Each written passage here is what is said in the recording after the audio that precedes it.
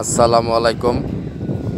Ujanchar union পরিষদ উন্নয়ন সহায়তা তহবিলের আওতায় রিয়াজউদ্দিন পাড়া বেড়িবাঁধ সংলগ্ন পাকা রাস্তা হতে এই খালের এপার এই রাস্তাটি ফ্ল্যাট সোলিং হিসেবে নির্মাণ করা হয়েছে। এর বরাদ্দ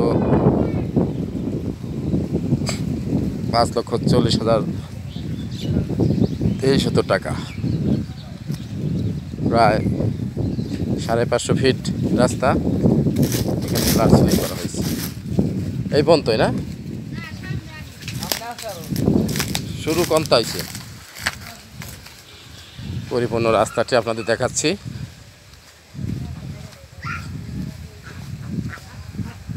অনেক বড় একটি রাস্তা করা হয়েছে, অনেক বড় রাস্তা করা হয়েছে।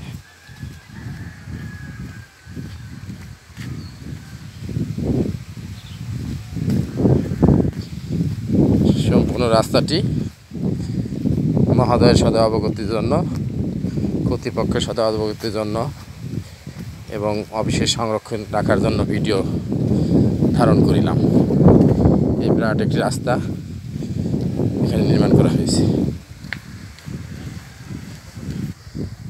এই পর্যন্তই। পরবর্তীতে আরেকটি প্রকল্প দিলে রাস্তাটি দিক বেড়া যাবে। আমরা দেখতে পাচ্ছি অনেক সুন্দর একটি রাস্তা।